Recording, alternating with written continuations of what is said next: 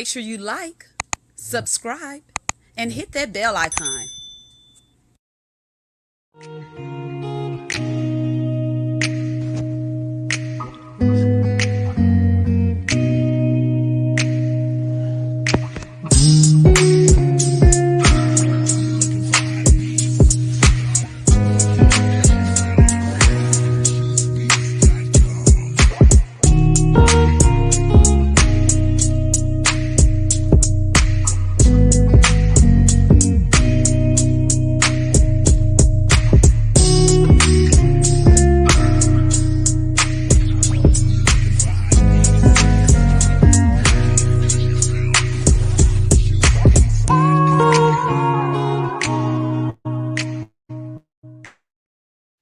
Hello, and welcome to Let's Sit and Talk with Freema. So today we started just a little late in the evening. I hope that's okay. Everybody probably already had their dinner, so y'all can tune in. Today we have on a very special guest, Nelson Dukes III. He's the founder of Team R.E.I.G.N. He's been coaching as far as, a whole different aspect of coaching, mentoring the youth, and everything else. So we're going to dig into his brain a little bit and let him share his life with us. And without further ado, we can bring on, I'm going to call him Dukes. Hello. How are you? How are you? How are you? Good to see you again, Miss Freema. How's everything? So far, so good. How about on your end? Everything's okay? Going well? Yes, ma'am. Yes, ma'am. I can't complain. I can't complain not one bit. Now, how is the weather in Harlem, right? It's How's the weather there? it's a little murky today. Gray clouds out today. Was a little rain off and on. This is that get sick and die weather that we call it in New York. Because it was beautiful yesterday, and now it's kind of muggy today. You go outside yesterday, go outside today, wear the wrong thing, you're definitely gonna get sick. Get sick. Oh, wow. I was just curious to know because it was hot here and now it's cold and rainy. So I was wondering if y'all got that change as well. So, Dukes, if you don't mind sharing a little about us, what it is that you do, tell us about Dukes. Well, first and foremost, the thing that defines me most in everything that I do is that I'm a child of God first and foremost. Um, with that being said, everything flows from there. So, my work and my vision and goal with Team Rain management and consulting is to work with people. I'm a people person. So, the number one thing that I do is I help manage, coach, train, and direct anyone, but mostly young people. Um, my work is with youth anywhere from 10 to 18. I work with them in mentoring and cultural development, spiritual development, as well as their physical development. Sports is a big tool in what I do. Okay. Basketball is the probably the biggest tool I use with sports for young people, but everything I do is centered around young people and their development. So, what gave you the oomph you needed, or how did you know this was your passion to spill all your energy into the youth? What made you go down that path? Great question. Great question. First and foremost, someone did it for me. Somebody Um, took the time out of their schedule and their life to impact me in a positive way. And I remember being in my early 20s, kind of trying to figure out what I was going to do, which way to go. And I was kind of thrust into the position of mentorship through my church. My church was doing a program with the National Urban League called New Lights, and mhm, they asked me to be a mentor and chaperone for various events. So, having gone through a similar program like that when I was younger, I took advantage of it. And when I okay. saw my impact on young people, that was the fuel. Like there's Okay. no money that someone could pay me for this. Right. The fulfillment is literally in seeing lives being changed. And when I saw my impact on other young people's lives, when I saw that proverbial light bulb going off in young people's heads, that's Mhm. when I knew I was making an impact, and I chose to make that my life's work. Wow. How do you separate the two? If maybe you don't separate it, but I know just from experience and on my end, not necessarily with the youth, but just assisting others and finding resources and helping them the best way you can. I found myself bringing it home sometimes, worrying that I didn't have all the answers. How do you separate that from your personal life to from Team Rain, or is that's just you all the way? It's not much of a separation. When you're Okay. passionate about it, you almost live it. So Mm, uh, every moment that I'm literally speaking, my presence, it's all about trying to impact and give back. It's networking so that I could put coalitions together to impact and give back. Um, Even now, like how I found my way onto your show through this great social media medium right. that we have through Clubhouse. My goal on Clubhouse is networking and giving back, get like-minded people together that understand what the needs are, Right. and getting them focused. I look at everybody, and this is gonna sound crazy, but it's not crazy. I look at us as like a Justice League. We all have our own individual superpowers, but it's Hmm. when we come together Yeah. as one, united under a certain common goal, that we could be the most impactful. So I look to bring like-minded people together, expose them to my network, be exposed to their network, and uh, and bring us all together towards that one common goal. Um, One of the things, and this is something I'm sure you've seen, and I'm sure that has been shared with you in your preparation for this particular interview, was of course what Hmm. I did with the work I do with Black Boys Wear Suits Too. Right. That is a coalition of like-minded individuals that were brought together by our friend Kelly, um, and the mission was clear. We wanted to impact urban young people, show them that it's okay to dress up, it's okay to Mhm. speak and enunciate and be articulate, it's okay to have manners, it's okay to be sociable without having to be counterproductive.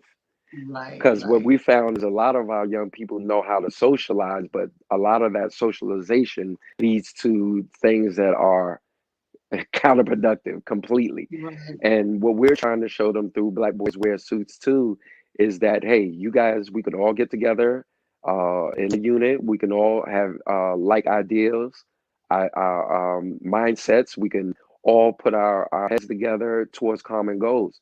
And we just teach them everything that, we didn't learn. Again, like I said, we teach them the games we never played. Like in the inner city, you don't get to learn to play chess. Right. Think about that. A lot of chess isn't played in the inner cities because they think that's a quote unquote a soft game, Right. because it doesn't Right. involve the physical natures Physical. that we as African Americans have been always told to pride ourselves on. It's more mental. So we teach them the game of chess, and we teach them how chess applies to life, and how one Hmm. move affects two to three to four moves that are coming down the line. So it's just things like that, giving back, mentoring, being there for them for peer counseling, as well as preparing them for the workforce. That's one of my biggest portions that I do in terms of the give back is prepare them for the workforce and in terms of how to conduct an interview, how to prepare a resume, how to Okay. search for jobs, and how to market themselves adequately. Okay. That's amazing. That's awesome. And I know this is something that we may have around here. I'm not sure, but this is something that all communities need. So that's amazing to hear. I'm happy that I've met you because that's something that I like to do. I like to try to give back the best way I can in any way I can. So we definitely have a liking in the same area. Have you ever, anything I ask you, of course you don't have to answer if you you don't like to, but have you ever had pushback? Like, do you get pushback from the little guys and you have to talk to them? Like, how do you handle a kid that is not used to what you're trying to, teach them or mentor them about? How do you handle someone that's just not used to that? With love, with Mm-hmm. grace and kindness. A lot of young people aren't used to a certain level of stewardship. They're used to being free to do what they choose. A lot of the kids I work with are coming out of single parent homes. They don't have a male figure in their life to hold their feet to the fire. Mm-hmm. When I do encounter young people like that, the first thing I need is buy-in from their parent. As long as I have buy-in from their parent and they understand the goal of where we're trying to get their child to, Mm-hmm. it's usually a lot easier to deal with. When Right. that Okay. parent becomes an ally and they understand that everything that you're doing for their child is for their child's betterment, it becomes so much easier to deal with the child because now the child doesn't have anyone to run to. So One, two. Right. when you eliminate that from that child, and now the child has to deal with you right where you are, it becomes a different conversation. Now I can speak to and deal with what's going on in that particular child's life. Also, every child's an individual. And one Mm-hmm. thing that I've always tried to do, I try to meet the children where they are in their present moment. I try to speak to those Mm-hmm. moments. And if I don't have the answers, see, I'm not one of those people that likes to pretend I have the answers. One thing with young people you can't do, you can't snow them. You have to keep it straight with them. They can see through Right. Right. you if you're trying to snow them. So what I always suggest to people that are working with young people is that they are as upfront as possible with young people about themselves first before you try to teach a young person a lesson. So when I'm dealing with Absolutely. someone who might be what someone may deem to be a challenge, I just Mm-hmm. really dive in deep with who I am and the faults that I have and the challenges that I've overcome. And I speak to them about what helped me to overcome those challenges. Because a lot of times it's not something that's inward that helped me, it's outside influences that have come and put their hands on the proverbial shoulder and have guided me through. So once I break that down to them and they understand that I'm their ally, I've been Right. through what they're going through, and I could chart Right. a course for them out of it.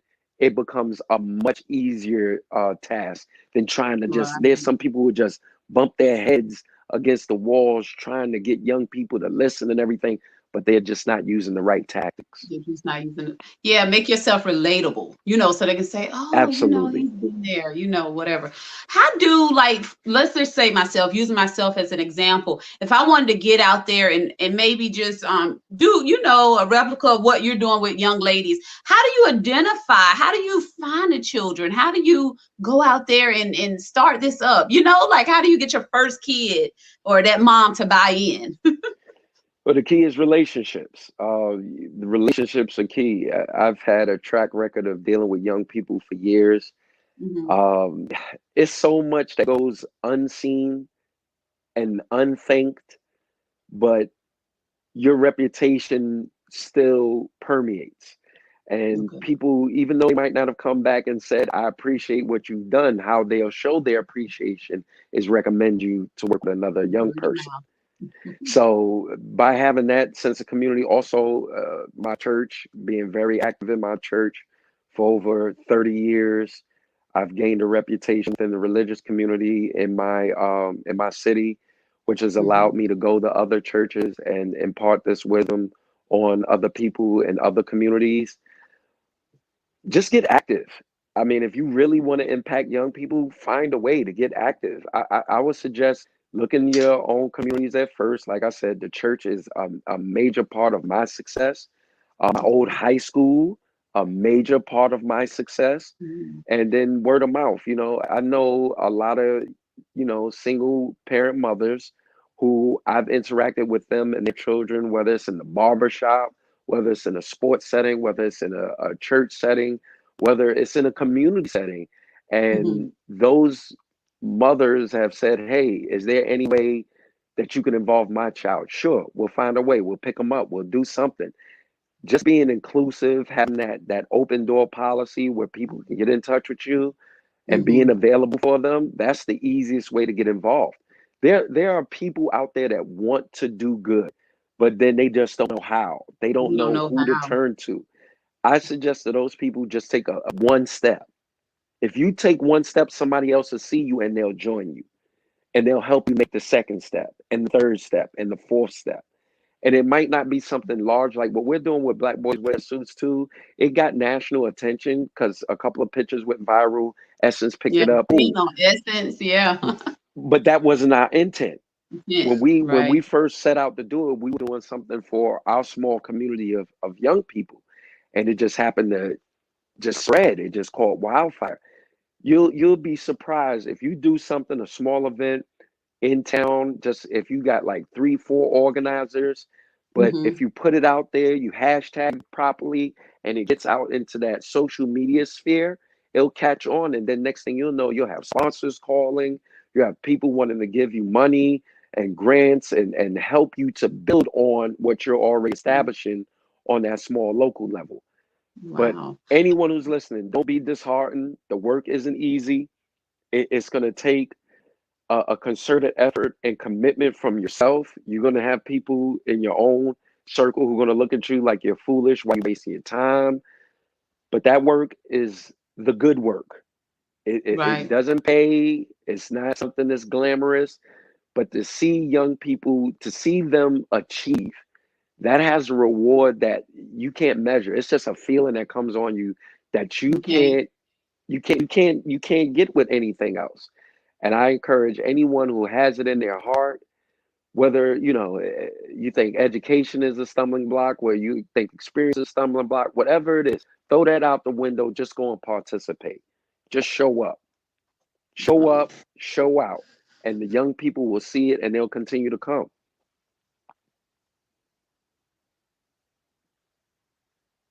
Oh, I hope I didn't lose you. Okay, No, I, I'm still I here. got a little choppy just now.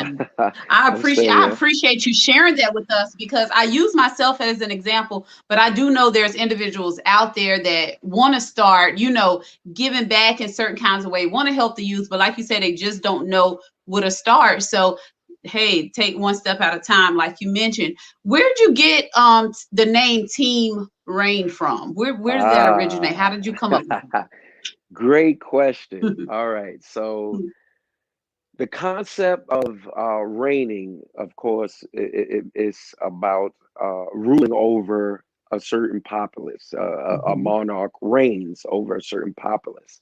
Mhm. Well, REIGN is an acronym for me, which stands for Reaching Every Imaginable Goal Now. Okay. That's what it stands for. And in order to do that, we have to be together as a team. I Okay. don't believe that we can achieve any goal we set out Right. to achieve by ourselves, not singularly. You have to be part of the team. I remember when I was telling my good friend, and he's a client of mine, about it. He's like, man, that's too long. Just call it rain. I'm like, no, because that destroys the concept. You can't reach every imaginable goal now by yourself. There has to be Right. some type of team chemistry, some type of fostering of minds that come together to help push you forward. And that is the entire concept. I can't do this alone. I need others to help me do it. And together we can achieve what others may deem to be the impossible. Oh, I love Good that. Wow, question. I love that. And That's I actually very have it. nice. Woo. I have it tattooed across my collarbone. You do? Reaching every imaginable goal now is tattooed Now. I across my love that. collarbone because I live by it. This is something I literally has been in my craw for years before I even made it a reality and turned it into a business. It was something that was just in my craw. It was like in my heart to Right. manifest. And the tattoo was the first part of, all right, you got to do this now. It's written on your body. And then, I was able to take steps to do it. We've been up and running now for a little over 2 years. Okay. Um, the pandemic has hurt us tremendously because, of course, I need people. I need to get people together and be able to gather. And due to the pandemic's restraints on having Right. people able to congregate, it's been tough. But we've been working diligently, on an individual basis to keep the work going. Okay. That's great. Keep up the great work. Miss Denise Brooks said, absolutely agree with you. We should have a dream team. Absolutely. Absolutely, absolutely. Teamwork makes the Definitely a dream work, team. as they say. 100%, 100%. Especially when you have are blessed to have the right group of people. So that's amazing. So kudos to you. Keep up that awesome work. I love that team reign. That's Yes, nice. ma'am. Yes, ma'am. Anything, is it anything that you would like to share with us in general? Any advice, inspiration, motivational words, anything that you would like to share with the viewers today that came over you during this conversation?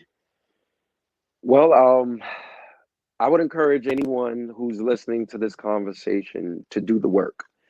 Not, don't be afraid. Don't listen to anyone tell you otherwise.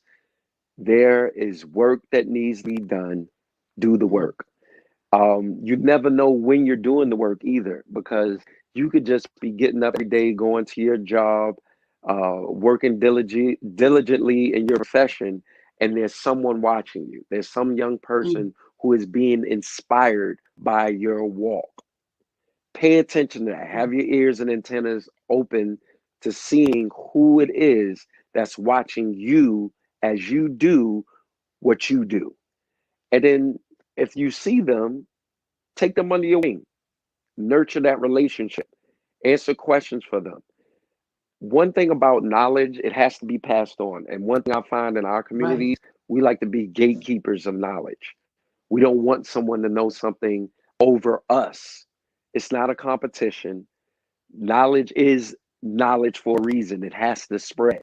It should spread. It should go out. It should not just be retained in one vessel. It should go out. And you should seek to pour knowledge into everyone that you meet. So be mindful of who's watching you. Be ready to answer the call. Do the work. Do the work that needs to be done. And everything else will just happen on its own.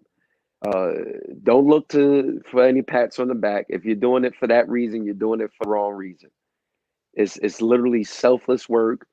It's going to be nights where you feel like, oh man, this is not what I should be doing. But continue to push forward, continue to push through, continue to do the work.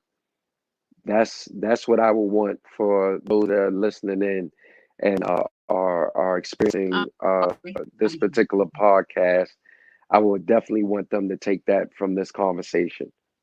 Yes, I appreciate that. You speak so very well, and just to give back to us by sharing your knowledge and giving us this motivation that some of us may need, including myself. I really appreciate that, Dukes, 100%.